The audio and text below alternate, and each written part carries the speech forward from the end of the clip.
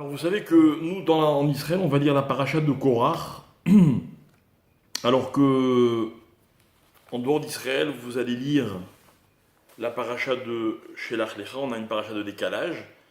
Et donc on va essayer de, d'éclaircir une idée qui est un petit peu justement à cheval entre ces deux parachiotes. Dans la paracha de Shelach, dont nous avons d'ailleurs parlé la semaine dernière, le thème majeur de cette paracha sera donc l'histoire des Méraglim, des explorateurs, qui vont aller visiter la terre d'Israël et qui vont en revenir avec évidemment un avis très négatif. Et ils vont donc beaucoup critiquer cette terre. Ils vont décourager le peuple de poursuivre leur route vers la terre d'Israël. Et malheureusement, les conséquences vont être très dures puisqu'ils vont être très très sévèrement punis.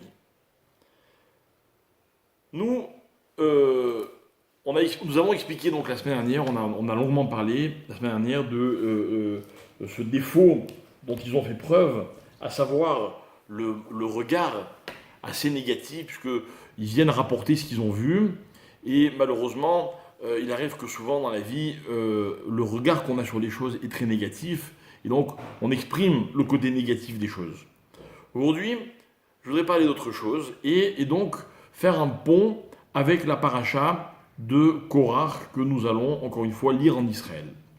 Dans cette paracha, il est question d'un groupe mené par un homme qui s'appelle Korach et qui décide de littéralement renverser Moshe Rabbeinu, celui qui dirige le peuple juif, et en prétendant toutes sortes d'arguments dans lesquels ils vont exprimer leur mécontentement et pourquoi est-ce que ce serait Moshe qui aurait le droit et le privilège de son statut, etc., etc. Et la Torah va nous raconter que Hachem, là aussi, va être très dur et ils vont être gravement sanctionnés. Et ce qui est intéressant, c'est que, en fait, Moshe Rabbeinu va annoncer quelque chose. Il va dire voilà. Donc il y a un débat. Est-ce que c'est moi ou est-ce que ce sont eux qui doivent occuper la place qui pour l'instant est la mienne? Hachem a promis que il allait se dévoiler et qu'il allait montrer clairement qui mérite, qui doit être à la place de Moshe Rabbeinu. Mais Moshe, ça ne le suffit pas. Moshe va dire, pour que je sois confirmé dans mon rôle, il faut l'intervention de quelque chose d'extraordinaire. Voilà ce que dit Moshe. Ainsi, ces hommes meurent. Donc on parle carrément de mort. Si ces hommes meurent, ces hommes, c'est Korach et tous ces sbires, comme meurent tous les hommes, c'est-à-dire d'une mort naturelle, alors c'est pas Dieu qui m'a envoyé. Je suis peut-être un usurpateur, je ne suis pas la place que je dois occuper. Ve'im beria ivra Hachem, mais si Hachem crée littéralement une création, et que la terre ouvre sa bouche, et qu'elle les avale, alors vous saurez que c'est Hachem qui a décidé que moi je reste à ma place et que eux disparaissent. En fait, ce qui se passe, c'est que Moshe Rabbeinu leur annonce que la création, la nature, se met au service de la cause. Et que finalement, ce n'est pas juste une guerre entre deux hommes et on va voir qui va gagner, mais c'est la création, le monde tout entier, la nature tout entière, qui va s'impliquer pour prouver que c'est Moshe Rabbeinu qui est bien à sa place. Alors, en fait, pour expliquer cette histoire, pour donner un peu plus de dimension, je voudrais vous rapporter un texte dans la Guémara de Sanhedrin. La Guémara dit, dans Sanhedrin, le traité de Sanhedrin, page 110, la Guémara dit, on n'a pas le droit d'entretenir une marloquette, une discussion. Pourquoi? À cause de cette histoire, la Torah va donner une mitzvah, donc un commandement négatif, de ne pas ressembler à Korach. Et la Guémara dit comme ça. Elle cite un verset dans le prophète de Habakkuk. Ce verset dit la chose suivante, je vous le lis. Shemesh yareach amad zevula leor chitsecha yehalechu. Donc on a le soleil, on a la lune, qui se trouve dans un endroit qui s'appelle Zevula, ok, et qui littéralement marche, fonctionne à la lumière de, on va dire, de Dieu. La Guémara dit comme ça. Melamed, Shealou Shemesh Veyareach les Zvul. Le soleil et la lune sont montés à Zvul. Je vous explique dans un instant qu'est-ce que c'est ce Zvul. Amrou les Fanav, ils ont dit à Hachem, Ribono Shalolam, maître du monde, Im ata osedin les ben Amram netze, si tu rétablis la justice pour Moshe Rabbeinu, et donc tu expliques clairement qu'il est à sa place, netze, on sort. Il s'était réfugié, le soleil et la lune, dans un endroit qui s'appelle Zvul, et ils disent à Dieu, si tu rétablis la justice, on sort. Veimlav, l'onnetse, et sinon, on ne sortira pas, ad shezarak baem chitzim, jusqu'à ce qu'il leur envoie chitzim des flèches. Voilà pourquoi il est marqué qu'ils ont marché par la lumière des flèches de Dieu. Donc le soleil et la lune sont revenus à leur place initiale. Donc je ne sais pas si vous mesurez ce que raconte cette Guémara. Il y a ce qu'on appelle un vikouar, il y a un débat entre Korach, Moshe et une partie du peuple juif. Et voilà que le ciel et la lune prennent parti. Et ils disent à Hachem, rétablis la justice. Que Moshe Rabbeinu soit conforté, confirmé dans son statut. Et alors, on ressortira de l'endroit qui s'appelle Zvul. Zvul, vous allez voir, c'est un endroit dans lequel le soleil et la lune ne brillent pas. Sinon, on ne sort pas. Et Hachem a été obligé de les forcer à sortir. De quoi on parle? De quoi on parle? Quelle est cette folie dont nous parlons? Alors en fait, mes chers amis, l'idée que je voudrais développer en quelques phrases, c'est que dans le monde, lorsque Dieu a créé le monde, il a créé, donc, comme vous le savez, le ciel, la terre, il a créé, donc ça c'était au début, et puis voilà que dans la suite de la création du monde, la Torah nous raconte que, on est donc le 4e jour, que Hachem va créer les astres. Vayomer Elohim Yehi Meorot Birkia Shamaim.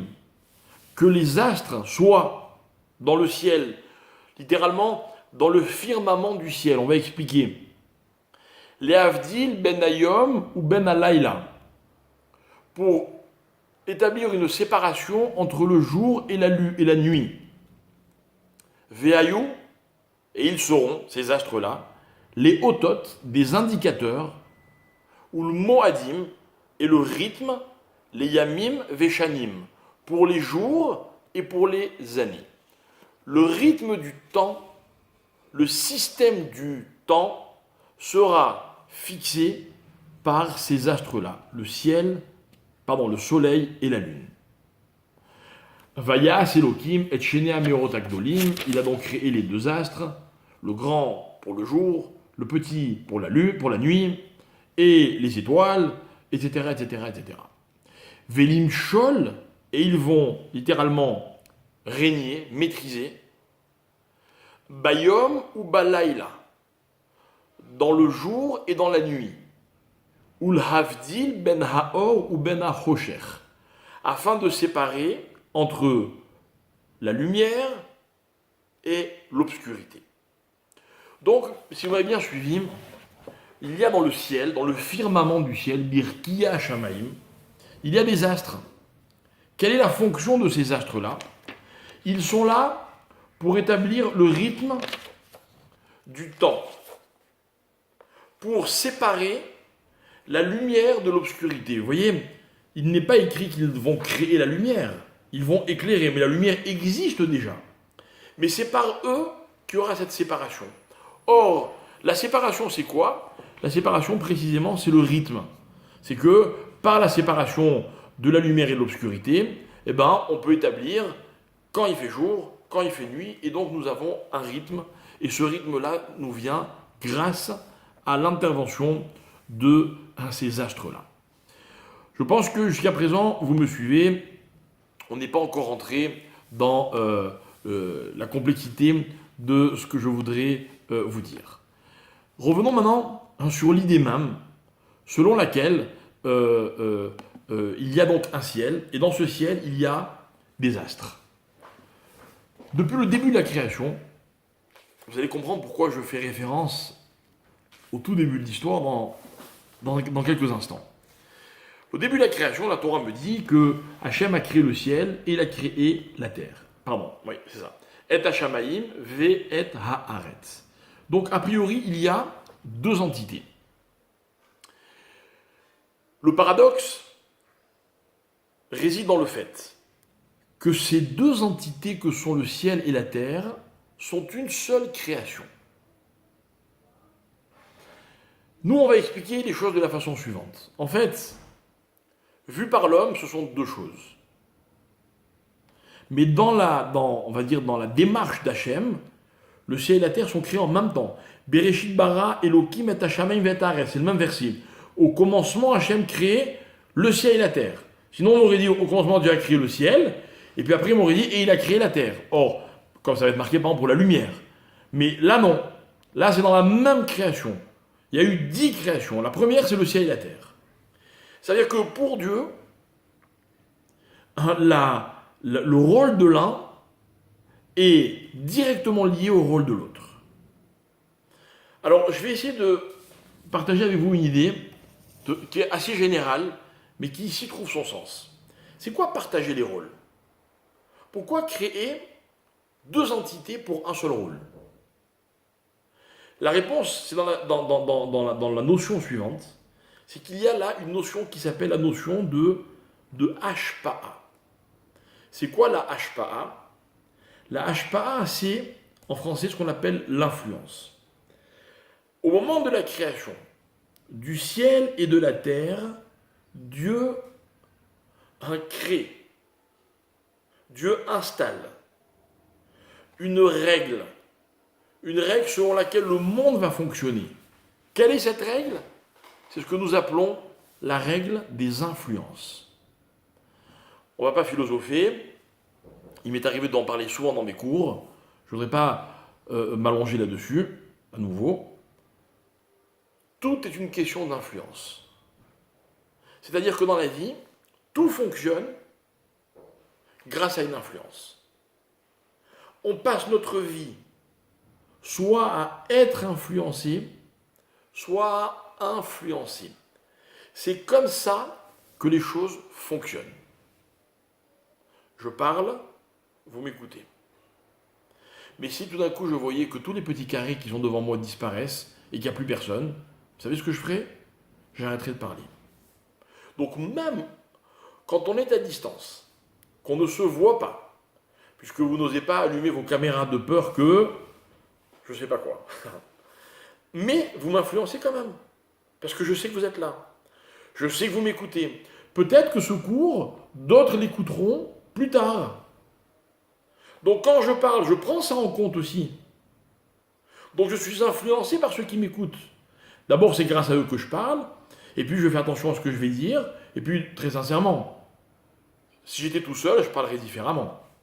On n'est jamais le même quand on est avec les autres. Et puis, toute la vie est une question d'influence. Et puis on s'influence mutuellement sans arrêt. Je voudrais expliquer cette notion d'influence. il y a un texte bien connu qui nous dit la chose suivante.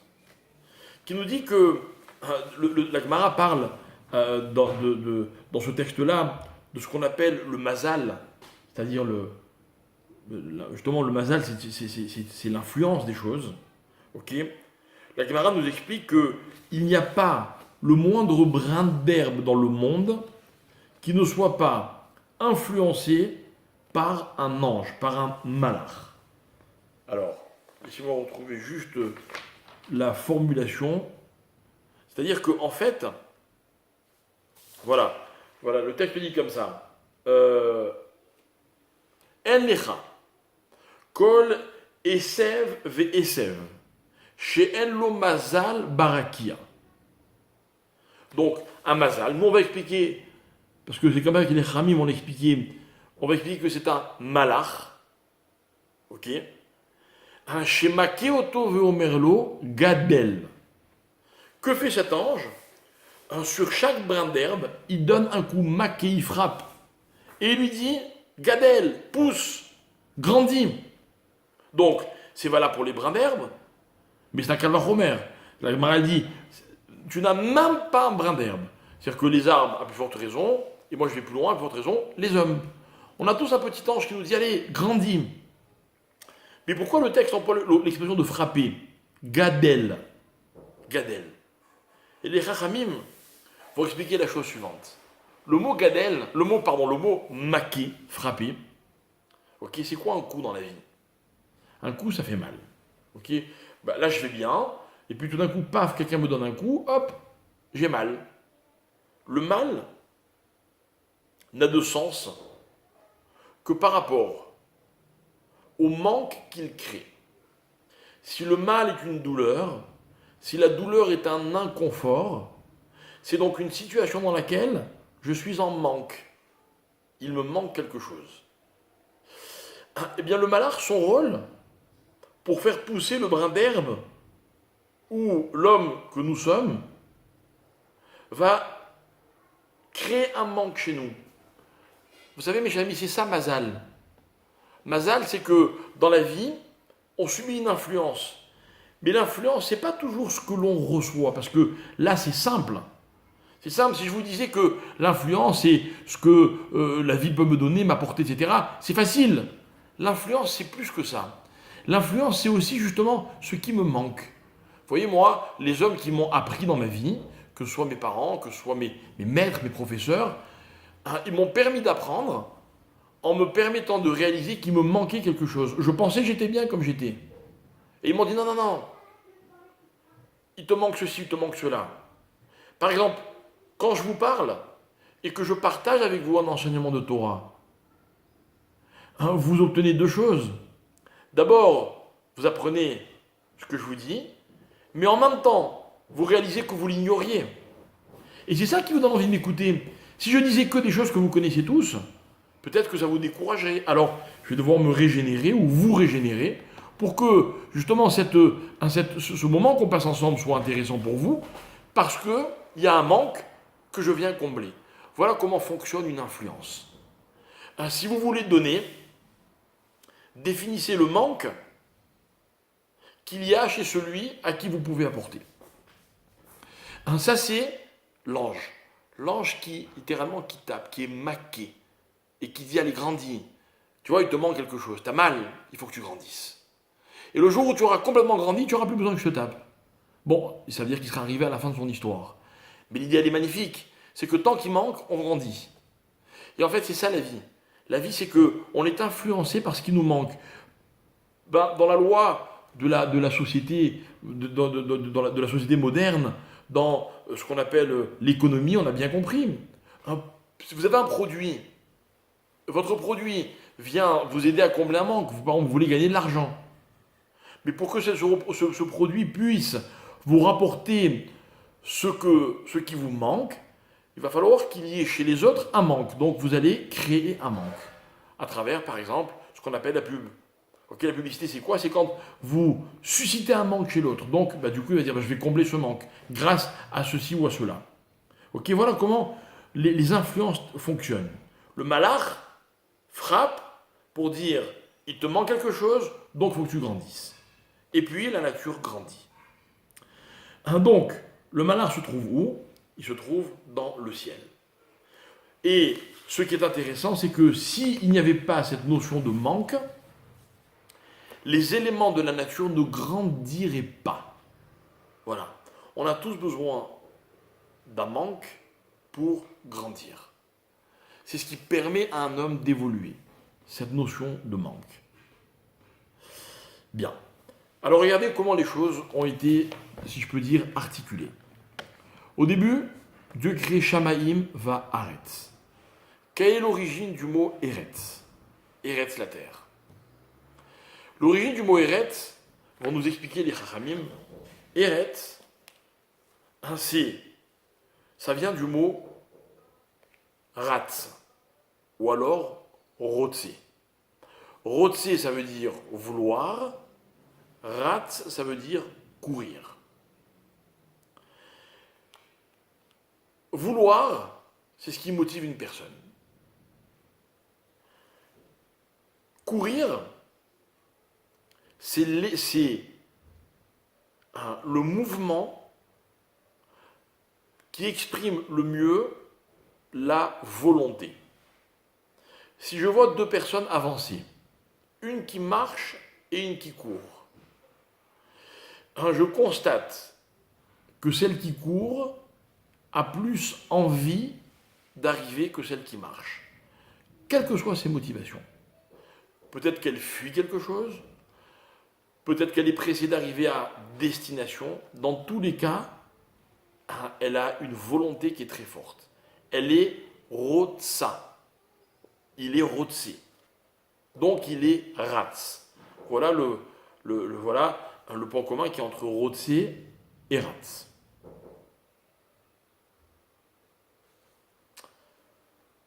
Donc Dieu crée la terre. L'essence même de la terre, c'est la volonté. Sur terre, quand on vit sur terre, il y a toujours un manque. Peut-être dû au malheur qu'on a expliqué tout à l'heure. Il me manque, donc je veux, et mes chers amis, écoutez, c'est ce qui fait fonctionner la terre et ceux qui s'y trouvent. Pour reprendre l'expression de mon maître, le Rav Moshe Shapira, il disait Haaretz kolelet et kol haritzot kulam. La terre, c'est l'ensemble de toutes les courses, c'est-à-dire de tous les mouvements qui expriment la volonté. Je reviens dans un instant sur cette notion de mouvement. Quel est le sens du mot Shamaïm? Écoutez bien, en hébreu, là-bas, ça se dit Sham. Sham. Shamaïm, c'est là-bas au pluriel. C'est-à-dire comme ça, écoutez bien, Shamaïm, c'est tous les là-bas. Les là-bas. Shamaïm, le pluriel de Sham. C'est-à-dire qu'en fait, sur terre, on court, dans le ciel, on arrive. Celui qui se trouve dans le ciel est arrivé. Non pas que dans le ciel, on stagne. Regardez le soleil, regardez la lune. Mais en fait, le ciel sur terre doit être perçu comme une destination. La destination suprême. Ne voyons pas le ciel comme la destination de ceux qui quittent la terre, pas du tout. Le ciel, dans la dimension qu'il incarne, il est par rapport à la terre l'horizon, c'est-à-dire l'ambition suprême, donc la destination. Voilà comment l'homme qui est sur terre regarde le ciel. Donc moi je suis là, je cours parce que je veux arriver quelque part, et où je veux arriver, Cham, là-bas, tout au bout. Et tout au bout c'est quoi? Tout au bout c'est le ciel. Le ciel contient un tas de choses. Mais écoutez bien, avant d'arriver à ce que le ciel contient, notons que si le ciel crée une envie, rappelez-vous, la loi des influences, le manque créé par le mazal ou le malar ou le ciel tout court, appelez ça comme vous voulez, c'est la même logique. Donc sur Terre, à cause du ciel, on est dans le monde de l'envie. Or, qu'est-ce que l'envie crée? L'envie crée le mouvement. L'envie crée le mouvement. Dans la vie, on bouge parce qu'on a envie d'arriver quelque part. Parce qu'on a envie d'obtenir ce qu'on ne peut pas obtenir si on reste immobile. Bouger, mes chers amis, c'est vouloir et tout faire pour obtenir. Voilà ce que c'est que bouger. Dans la vie, chacun de nous doit se demander la question, est-ce qu'il bouge assez? Sous-entendu, est-ce qu'il veut et est-ce qu'il fait tout pour obtenir? On va dire en français, si tu ne te bouges pas, tu n'y arriveras jamais. Tu n'obtiendras jamais. Maintenant, comment ça fonctionne? Il est impératif que l'envie soit provoquée par quelque chose qui est extérieur à moi. C'est-à-dire que quand dans la vie je suis seul, prenez une personne qui serait isolée. La personne isolée se suffirait forcément de ce qu'elle est. Pourquoi? Parce qu'il n'y aurait aucune envie suscitée par ce qui vient de l'extérieur, dans la mesure où l'extérieur n'existe pas. Voilà ce que c'est être isolé. La personne isolée, c'est une personne pour laquelle il n'y a pas d'extérieur, il n'y a rien dehors. Donc, quand on n'est pas isolé dans la vie, donc quand il y a quelque chose en face de nous, cette chose va susciter une envie qui va m'obliger à bouger. Si vous voulez, on peut déborder, comme j'aime le faire régulièrement. Je sais que ça énerve un peu les célibataires, mais c'est pas grave. On peut parler du mariage. C'est quoi le mariage? La différence qu'il y a entre être marié et être célibataire, c'est que quand on est célibataire, on vit dans son propre monde. Pour un célibataire, l'univers, c'est lui. Attention, ce n'est pas un reproche, c'est un état, c'est un constat. C'est la nature même des choses. Mais mes chers amis, dès qu'on est marié, et beaucoup pourront le confirmer, tout d'un coup, on est obligé de vivre avec, excusez-moi l'expression, un élément extérieur. Cet élément extérieur me donne envie. Envie, des fois, de me sauver, mais envie de me reprocher dans la plupart des cas. Envie d'obtenir quelque chose. Mais j'ai un ami, quand je suis face à quelqu'un, je veux soit être le plus fort, soit au contraire être admiré, enfin pas au contraire, mais être admiré, soit donner, soit me faire plaisir, soit faire plaisir à l'autre. Mais c'est ça un échange. Et cette notion d'échange, elle est à l'origine de ce qui s'appelle la volonté. Et si vous vous demandez d'où je sais tout ça, du premier verset de la Torah. Ce premier verset de la Torah qui disait, au début, Dieu a créé en une seule création le ciel et la terre. Mais ce sont deux éléments. Non. C'est une même logique. C'est deux éléments qui permettent à chacun d'exister. Le ciel permet à la terre d'être rat, de courir, de vouloir, rotser. Et la terre permet au ciel d'être un aboutissement. Vous voyez, c'est comme ça que les choses fonctionnent. Aboutissement. Alors moi j'aime particulièrement cette idée, je la trouve très profonde. C'est un sujet sur lequel on pourrait passer des heures, peut-être même des années, voire une vie entière, pour essayer de lui donner toute la dimension qui convient et qu'il mérite. Mais on va quitter cette explication pour en citer une autre. Et cette autre explication, mes chers amis, vous allez voir comment elle complète ce que nous venons de dire. La deuxième explication, c'est celle de Rashi. Rashi nous dit ailleurs, mais que veut dire le mot Shamaïm? Écoutez bien. Shamaïm, dit Rashi, c'est Esh ou Maïm. Esh ou Maïm. Esh, c'est le feu, et Maïm, c'est l'eau. Shamaïm, Esh ou Maïm. C'est une contraction, mais c'est aussi l'association des deux. Ok? Vous êtes certainement en train de vous demander, mais c'est pas possible. On ne peut pas parler d'une création matérielle, terrestre, naturelle, dans laquelle il y aurait la cohabitation du feu et de l'eau. Ça ne marche pas ensemble. Soit le feu, soit l'eau éteint le feu, soit le feu assèche l'eau. Mais c'est ou l'un ou l'autre qui va gagner. Alors écoutez bien, mes chers amis, j'ai une excellente nouvelle. C'est possible dans le ciel. Ok? Et on est admiratif, et on le dit tous les jours. Et je vais vous rappeler quand vous le dites dans la prière. Vous le dites en récitant cette phrase magnifique dans laquelle il est écrit Osé Shalom Bimrumav. Marom, c'est le ciel. Bimrumav, dans son ciel, dans ses cieux. Que fait Dieu? Osé Shalom Bimrumav. Il fait la paix dans les cieux. Et nos maîtres expliquent que c'est tout le sens du ciel.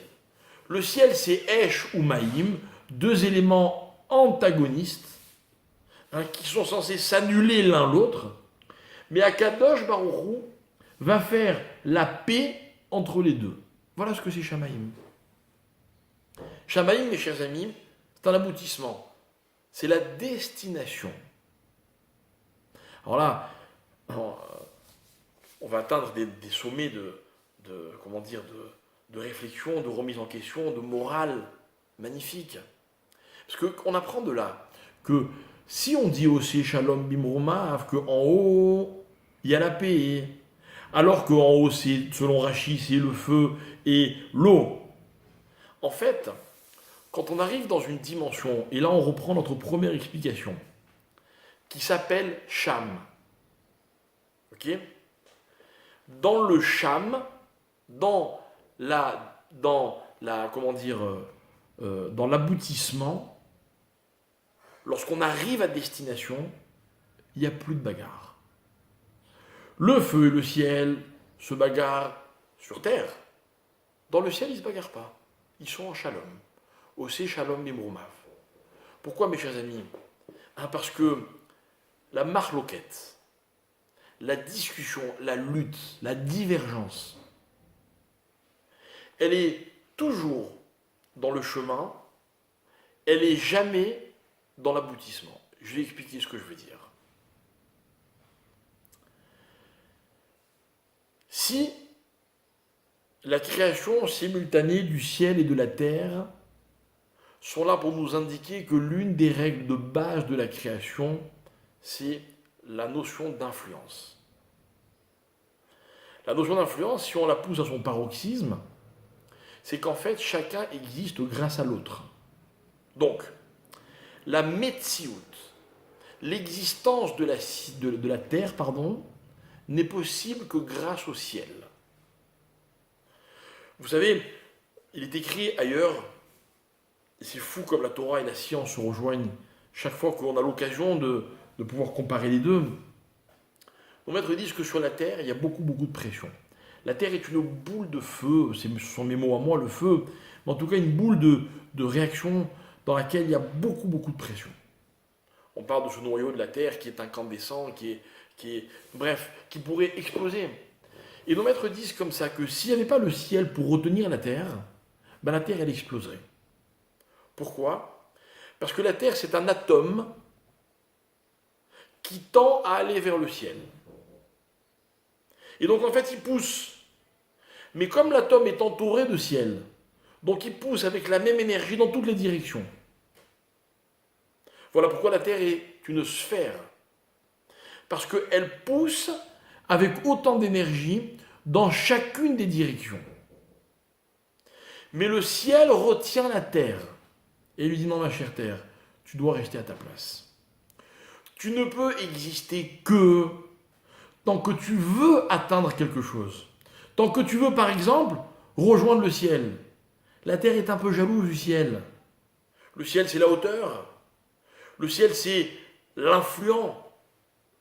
Elle aimerait avoir ce statut, mais le ciel la retient. Donc, elle reste à sa place. Mais en même temps, c'est grâce à ça qu'elle existe. Dans la vie, mes chers amis, on n'existe pas quand on atteint ses objectifs. On existe tant qu'on fait tout pour les atteindre. Et un jour, on les atteint, on est au bout de quelque chose. Il faut tout de suite un nouvel objectif. Sinon, c'est terminé. Je dis toujours, j'aime le répéter, qu'entre un homme et une femme, le ciment, c'est l'amour. Mais si l'amour est un objectif, alors ce ciment existe toujours.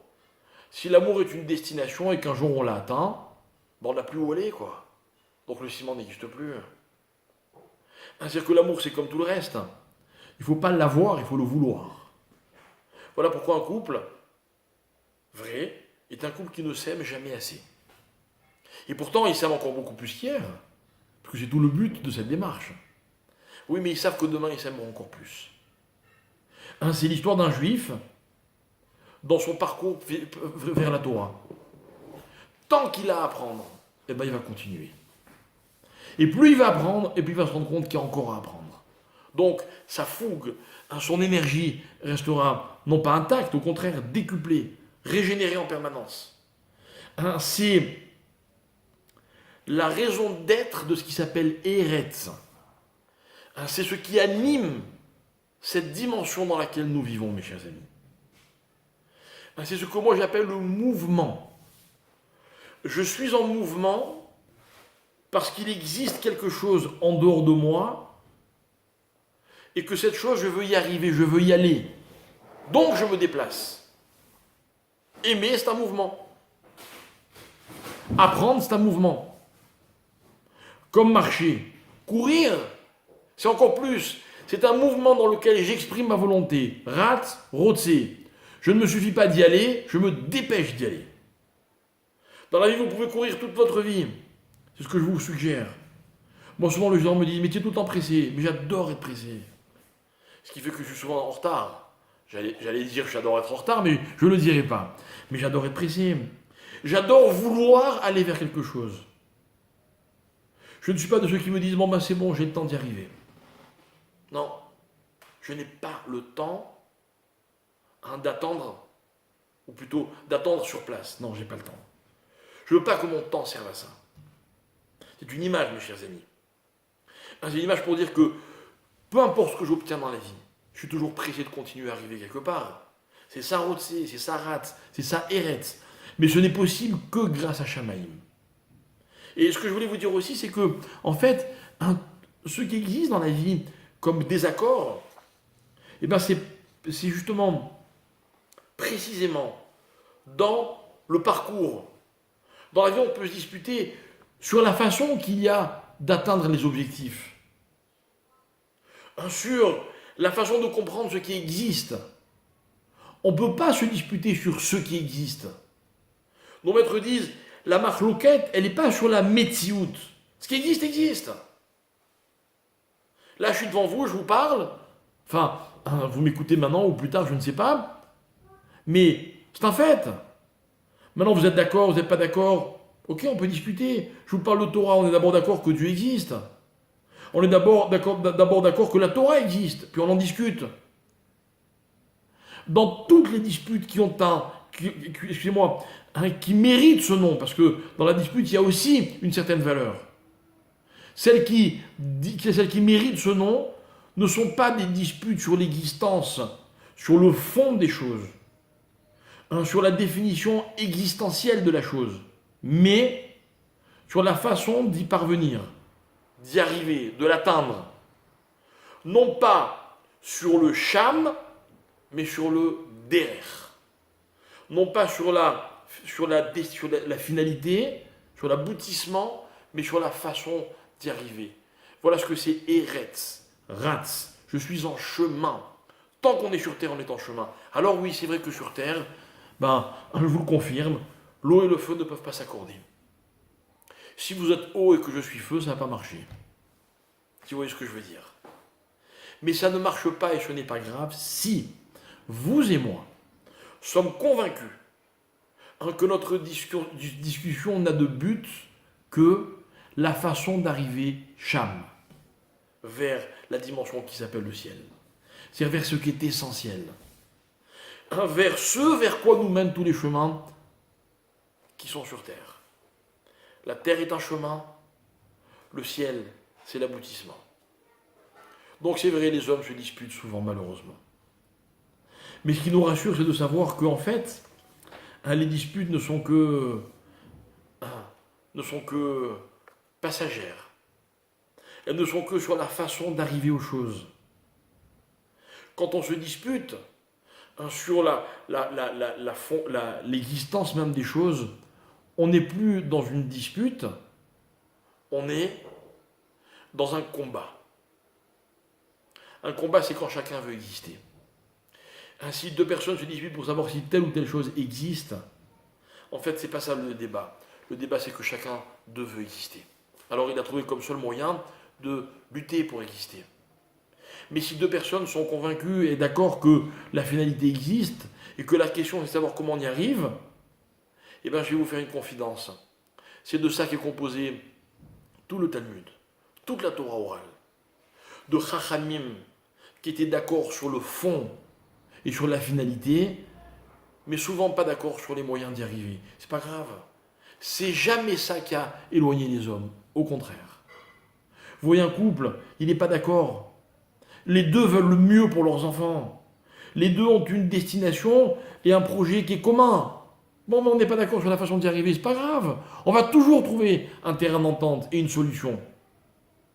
Deux personnes se disputent, vous voulez les réconcilier, pas de problème. Définissez ce qu'elles ont en commun. Si elles n'ont rien en commun, dites-leur d'arrêter de se bagarrer, ça ne sert à rien. De toute façon, toutes les deux existent.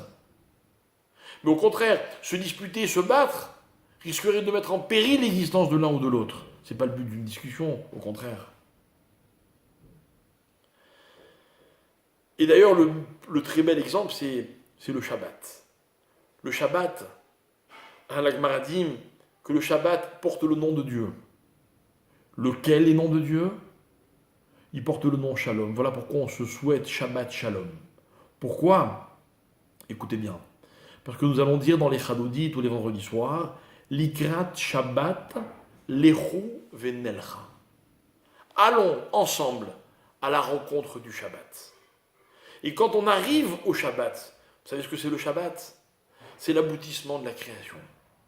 C'est-à-dire que Dieu crée le monde pendant 6 jours pour arriver au Shabbat. Vayechoulou.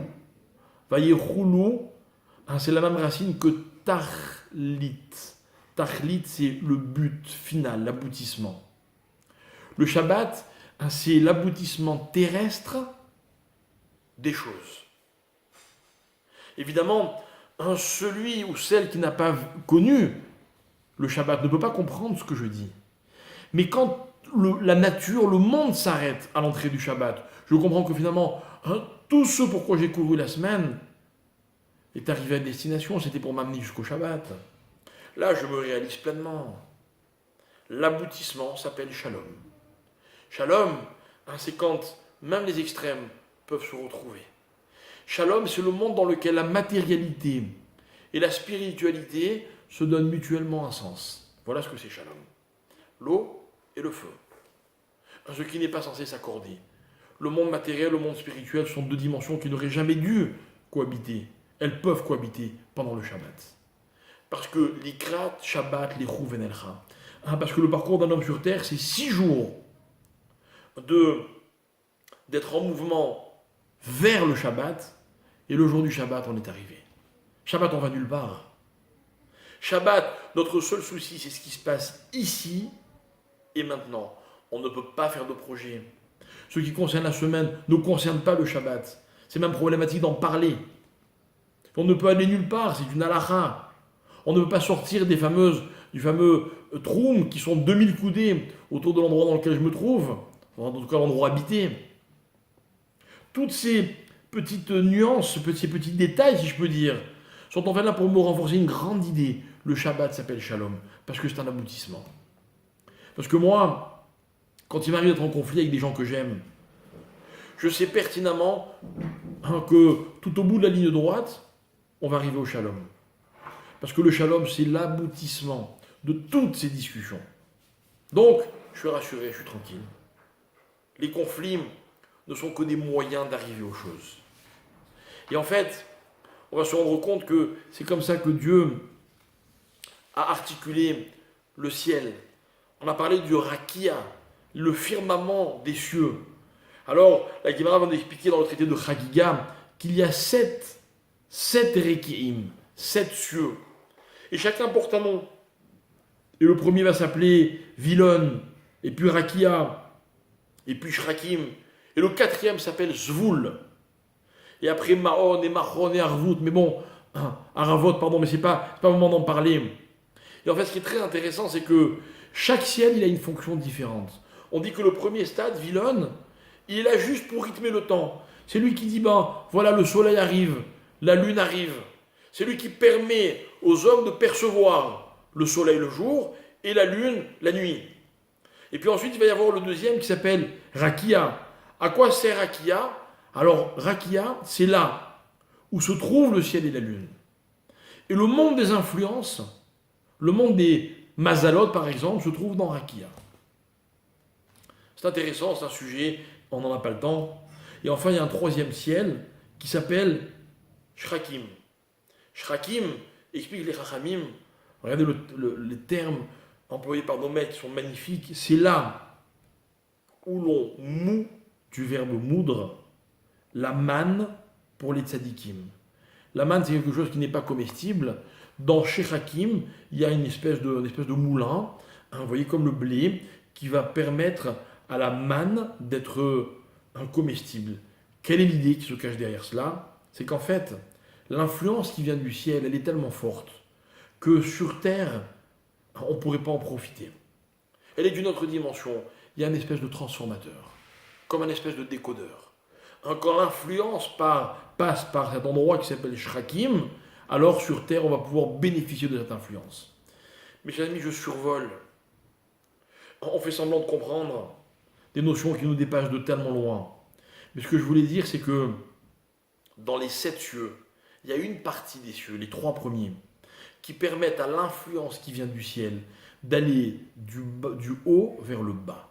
Elles nous permettent à nous d'en bénéficier. Mais il reste 4 autres niveaux dans le ciel. Vous savez à quoi ils servent?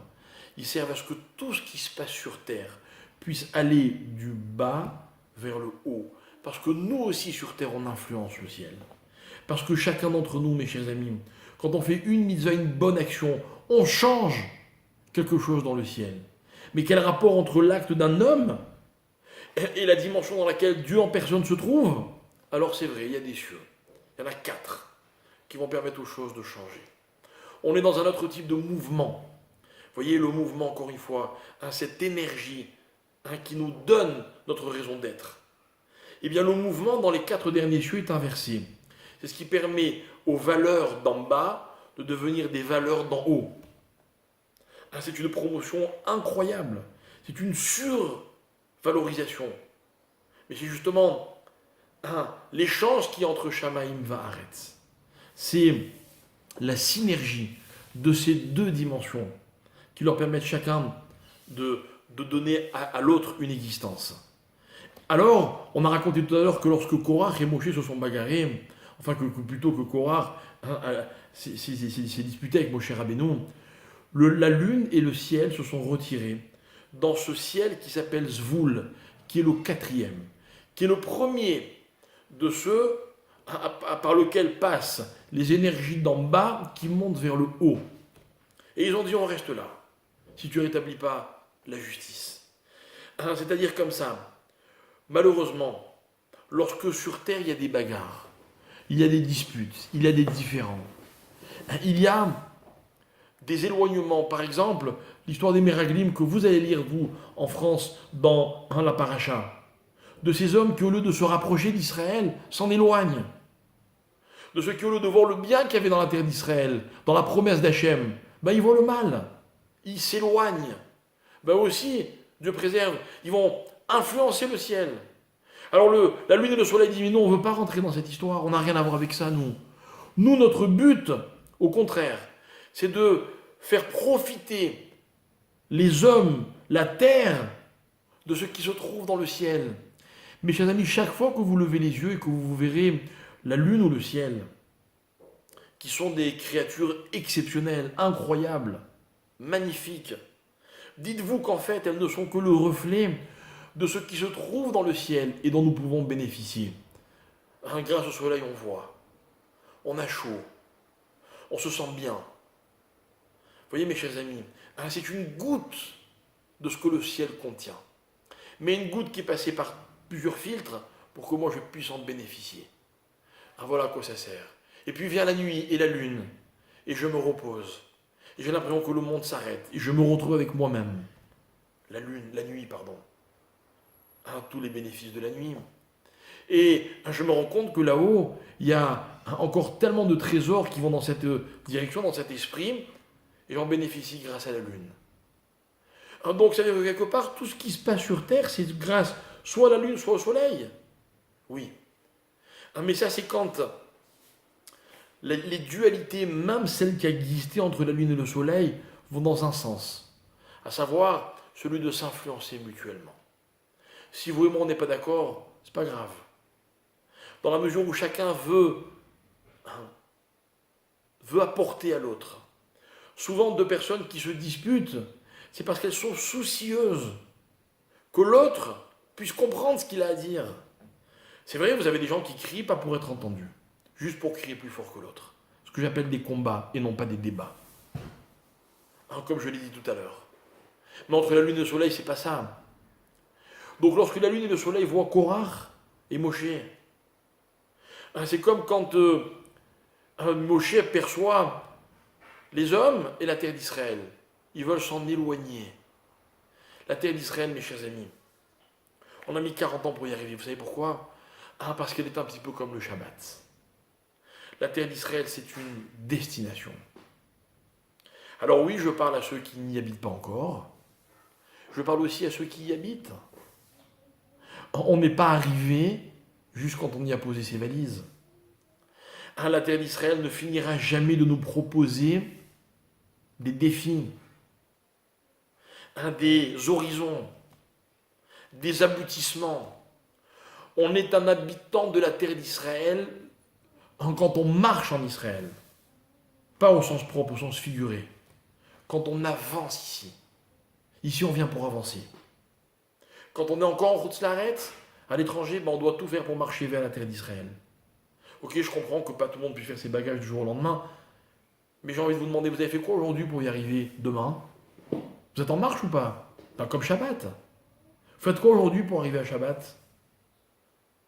Il y avait des Chachamim qui toute la semaine préparaient le Shabbat. On raconte dans une magnifique discussion qui opposait Hillel et Shammai, qui, comme on le disait dans d'autres cours, sont l'incarnation de la bonne discussion. On disait que Shammai, tous les dimanches, quand il allait vers la yeshiva, il traversait le marché. Et en traversant le marché, quand il trouvait un beau fruit, il l'achetait. Et il disait, je le garde pour Shabbat prochain. Il commençait à préparer son Shabbat depuis le dimanche. Et le lundi, ce qui se passait, c'est qu'il en trouvait un encore plus beau. Et donc il mangeait celui du dimanche et il gardait celui du lundi pour Shabbat. Et ainsi, mardi, mercredi, le vendredi, il trouvait toujours le plus beau fruit de la semaine. C'est-à-dire que pour Shammai, toute la semaine était tournée vers le Shabbat. Et la Gemara dit, mais Hillel, il agissait un peu différemment. Hillel, à moins que je ne fasse confusion entre Hillel et Shammai, vous ne m'entendrez pas rigueur, c'est pas grave, c'est l'idée qui est magnifique. Hillel, en tout cas le second, quand il traversait le marché le dimanche, et qu'il voyait un beau fruit, il l'achetait et il le mangeait. Et le lundi, il en trouvait encore plus beau, il l'achetait, il le mangeait. Et le mardi, encore plus beau, et ainsi de suite. Et le vendredi, il trouvait le plus beau, et il le gardait pour Shabbat. Et alors, il était où son Shabbat ? Et il disait non, c'est parce que je vis toute ma vie grâce au Shabbat, que le Shabbat passé m'a permis de trouver un beau fruit le dimanche. Et le Shabbat, d'après, m'a aussi permis d'en trouver encore plus beau le lundi, parce que, en même temps, je me rapproche du Shabbat d'après. Il vivait entre deux Shabbatot, lui. L'idée, c'est qu'on est toujours en mouvement. On est toujours en train d'aller vers quelque part, par rapport à de là où on vient. Par rapport à ce que je suis aujourd'hui, je marche vers quelque chose pour y arriver demain. Il me faut définir ce que je suis aujourd'hui et ce que je veux être demain. Les disputes, les conflits, mes chers amis, que ce soit celui de la paracha de Shelach ou de Korach, l'idée reste la même. C'est que les conflits, soit ils détruisent ceux qui existent, quand on se dispute l'existence des choses, quand ça devient des combats, soit au contraire ils nous enrichissent, quand ça devient des débats. Ils nous enrichissent parce qu'on est d'accord sur ce qui existe. On est juste en mouvement. Les deux, vous et moi, et même si on est 10 à ne pas être d'accord. Mais au contraire, peut-être que si vous et moi on est d'accord sur la destination, je peux me rendre compte que votre chemin pour y arriver est meilleur que le mien. Mais par contre, si on n'est pas d'accord sur l'essence même des choses, je ne peux pas être d'accord avec vous. Voilà les discussions des Chachamim. Voilà ce que voulaient le ciel et la lune. Ils ont dit à Dieu, si tu ne rétablis pas la justice, si ce qui existe n'est pas clair. Voilà pourquoi Moshe a dit non, il faut créer un phénomène nouveau pour que les hommes voient que j'ai raison. Pour que l'existence, on ne puisse plus jamais en discuter. L'existence, c'est Hachem. L'existence, mes chers amis, c'est les circonstances de la vie. Vous avez des gens qui passent leur vie à pleurer les circonstances. Comme s'ils voulaient que l'existence change. Et nous, on va les rassurer en leur disant, non, mes chers amis, l'existence ne changera jamais. Ce qui peut changer, c'est la façon d'arriver à destination. C'est-à-dire, je prends ce qui est mon existence et je trouve le meilleur moyen de l'exploiter. Quelle influence ça peut avoir sur moi? Le ciel est une influence, parce qu'il est cette dimension qui est extérieure à moi et qui me motive pour aller quelque part, pour aller vers quelque chose. C'est la synergie des deux qui permet à la terre d'être Eretz et au ciel d'être Shamaïm. À la terre d'être Ratz, d'être Rotse, courir, vouloir, et au ciel d'être Sham, à la finalité, la destination, l'idéal de l'existence. On le comprend magnifiquement à travers cette discussion entre Dieu et les éléments de la nature, et le ciel, et le soleil et la lune. On le comprend à travers cette prise de position qui va être celle de Moshe Rabbeinu. Je n'existerai que si Dieu change la nature, que s'il impose aux hommes la nature, que les hommes puissent réaliser maintenant tout de suite que c'est Dieu qui décide des circonstances, de l'existence des choses. Et que les hommes, nous, ce qui nous reste, il nous reste ce magnifique parcours qui s'appelle la vie sur terre, sur Eretz. À condition que chaque instant de notre vie, il soit une étape dans le parcours. Qu'on soit toujours en train de courir vers quelque chose. Courir debout, courir assis, courir par la pensée, courir avec la parole, courir comme vous voulez. Courez, ne faites jamais de surplace. Alors, non seulement on remplit notre rôle et notre vie pleinement, et elle a un sens, et en plus, on est certain, un jour, d'arriver à quelque chose. Voilà mes chers amis, merci de votre attention, et c'est toujours un plaisir d'être avec vous.